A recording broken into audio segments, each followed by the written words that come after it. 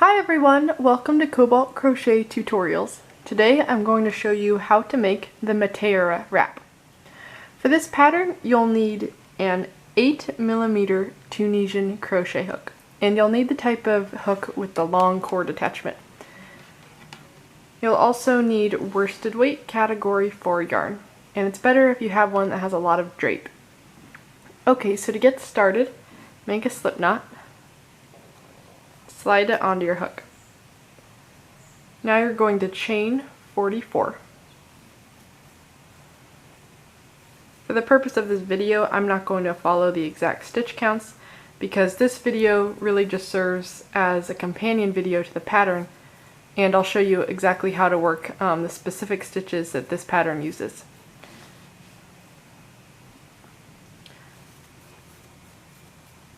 The written pattern is in the description box below, so just follow along with that. This video here is going to serve as explaining the different techniques used. Okay, so now in the second chain from your hook, work one single crochet, and then just work a single crochet in each chain across.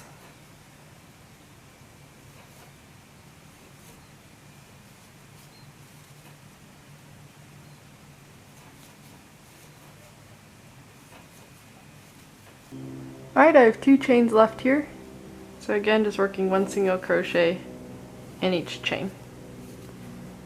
And here's my last one.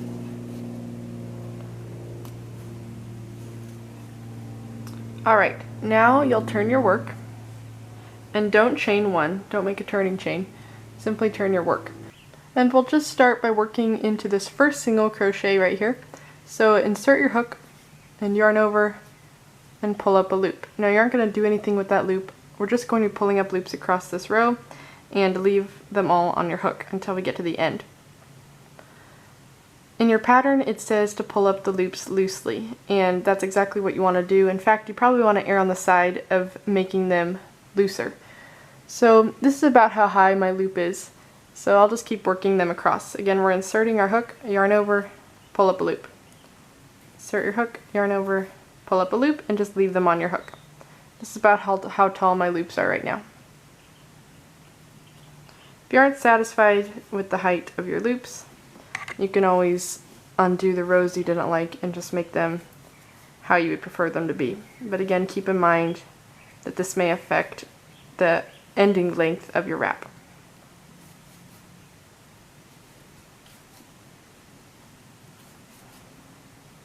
And here's my last single crochet. So insert your hook, yarn over, and pull up a loop. So there are all my loops, and now we're going to crochet our back pass. And to do that, yarn over and pull through the first loop on your hook. Now yarn over and pull through 2 loops all the way across until you have 1 loop remaining on your hook.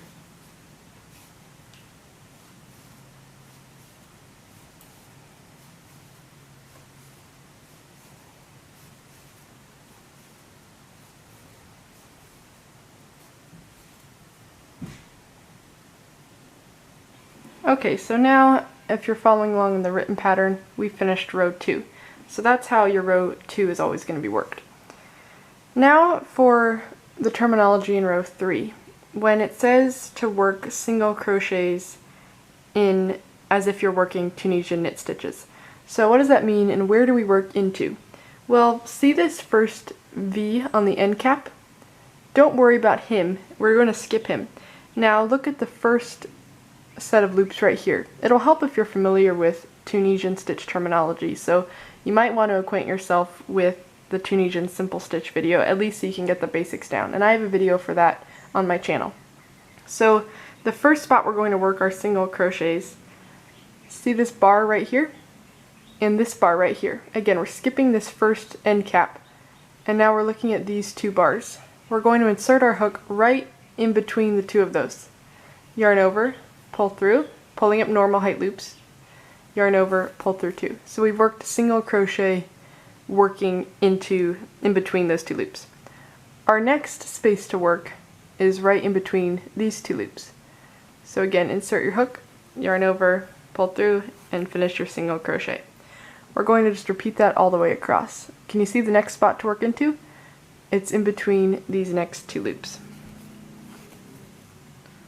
So we aren't working in the space in between, but when you see these bars right here, find the bar behind it as well and insert your hook in between the two of them, and then work your single crochet. So repeat that all the way across. And the reason the pattern says what it does for this row is because we're working single crochets in these stitches, but we're working them as you would work a Tunisian knit stitch. So if you aren't familiar with that, then hopefully this will clear it up for you, exactly how to work the single crochets.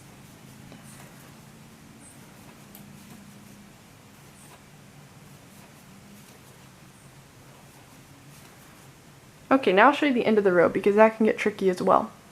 So I just worked into here, and now the next set of bars is right here. So if I open that up, I see the one behind it as well. So insert your hook in there and work your single crochet. And now for the end, which is a little bit even more tricky, we have a set of bars right here and then a chain connecting to the next bar that we just worked into. So here's where we just worked, then we have a chain on top, as it were, if you flatten that out, and then we have our last set of bars. So don't work into this chain on top. Go to this very last set of bars, and you're going to have this first loop, this loop in the back coming out of it, and then the loop directly behind that first loop. So just insert your hook in between those two front and back loops. Now yarn over and finish your single crochet. And that will keep the edges nice and flat. After you finish your row of single crochets, you turn your work, and then if you're looking at the pattern, you'll see that you repeat rows 2 to 3 9 more times. So I'm just going to pretend I've done that now, and so starting row 22. So I'm just going to show you how working row 22 would look, since that's a change up from repeating rows 2 to 3. So it says to pull up a loop normal height in each stitch across, and then complete your back pass. So I have not done a turning chain. Again, there are no turning chains after the single crochet rows in this pattern. And so in that first single crochet stitch, I insert my hook, yarn over, and pull up a loop. And this is just going to be normal height. I'm not going to lift it up. I'm just going to make it basically with ease the normal height of the hook. Our loose loops are going to be a little over twice the height of our hook, but the normal ones are just going to be a little over the height of the hook. So insert your hook in the next stitch, just pull up a normal, comfortable loop. Not too tight, but it's not too loose either.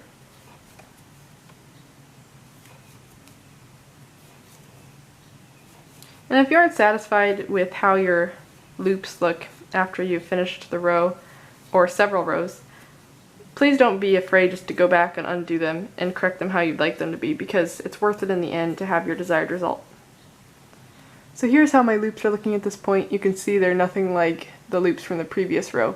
And again, I probably would have even preferred to work this maybe even a little looser, these first loose loops. So they can slide on the hook, but they aren't overly loose. Just repeating this in each stitch across. And then when you get to that last single crochet, just insert your hook and pull up your last loop. Don't mess with these bands on the side here. Just work on that last regular single crochet. And now to complete our back pass, chain 1, and then yarn over, pull through 2 till you have 1 loop remaining on your hook.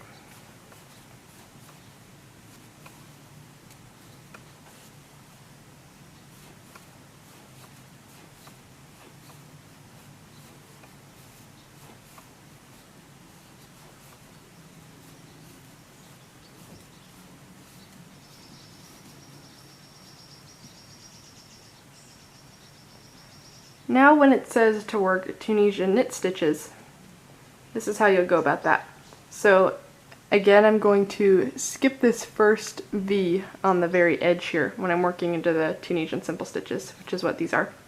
So skip that first edge V, and then we're going to insert our hook in the exact same spot as when we work single crochets into these stitches. So just insert your hook right in the middle there, yarn over, and pull up a loop normal height. We aren't going to finish off our single crochet. Instead, move to the next space, insert your hook, yarn over, pull up a loop normal height. Repeat that all the way across. And this is your Tunisian knit stitch.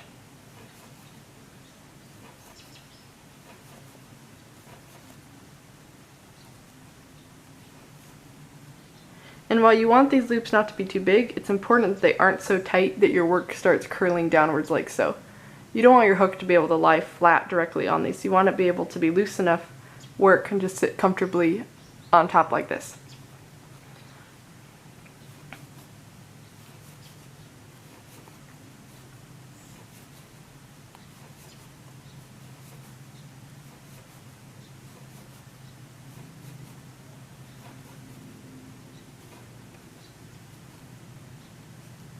Now for our back pass, complete the back pass the same way.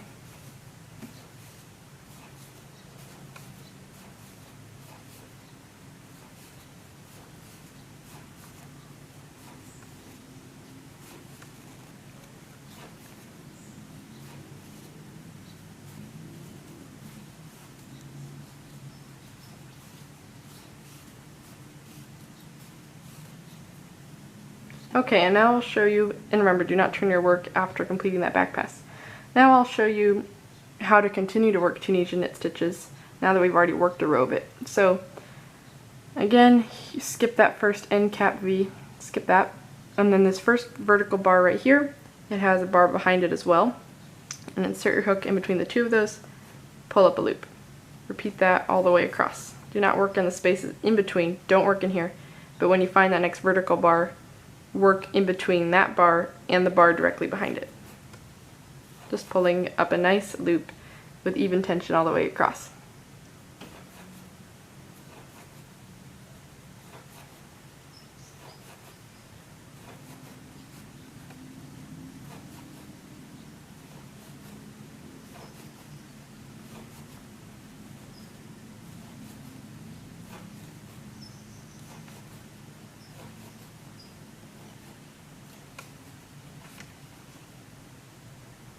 Now I'm at my last spot of this row here, so don't work into that chain, that's kind of horizontal. Instead, this last V right here, just insert your hook and pull up a loop. Now you can yarn over, pull through one, and yarn over, pull through two, all the way across to complete your back pass. So that clears up basically all of the trickier, unclear parts of the pattern, which are really just easier to explain in a video like this. So I hope this really helped you. And now I'll show you how to add this awesome fringe onto the end of your wrap. The first thing you'll need to do is make sure that the side of the wrap with this knit detail is facing you. First, you'll want to cut 16 pieces of yarn that are about 3 inches wider than the width of your wrap. And now for the placement of our fringe. You'll take 2 pieces of the pieces you cut and then fold them in half like so. So these are the ends, this is the folded loop. And then you're going to have 1, 2, 3, 4, 5, 6, 7, 8 all together just like this piece. So again, this is made up of 2 strands of yarn folded in half. And I'll just call this one of our tassels. So we have 8 tassels all together. 1, 2, 3, 4, 5, 6, 7, and 8. So we'll have 1 tassel on each end. And then divide in between those spaces into 3 even spots. And so I have just these evenly spaced set of tassels in the middle. So again, I have 1 on each end, and then I have them evenly spaced like so. So I've got 1 coming down the center, and then 1 point in between the ones in the center and the ones on the end. So hopefully that makes enough sense to you where to place your tassels. And so I'll attach this 1 tassel on the end like so. Just take that folded side and insert it from back to front anywhere in those loops in there. Now I have this loop pulled through on the ends down here. Insert the ends through that loop we pulled through and just pull to tighten. That's how you attach the tassel. And for the center 3 points, you're going to attach 2 tassels to each point. So I've got 1 tassel on each end, and then 2, 2, and 2 in the middle. And now to make that macrame look, just pinch them, those 2 first strands, and then you're going to create a knot right where you pinched. So just tie that into a knot.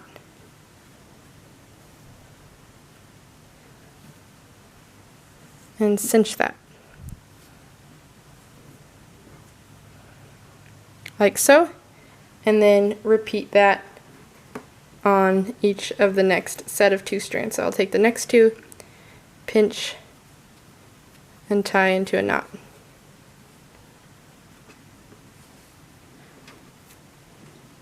Like so, and then I'll knot these 2 strands and these 2 tassels as well. Then just trim off your ends of the tassels how short you want them to be, and that's all there is to it. Thanks so much for watching this video on how to make the Meteora Wrap. If you like this video, please just give it a thumbs up, and please share your finished wrap on social media by tagging me at Cobalt Crochet, and I'll share my handle in the description box below, and also feel free to use the hashtag Meteora Wrap, and I'll provide that hashtag in the description box below as well. Thanks so much for watching, and have a great day.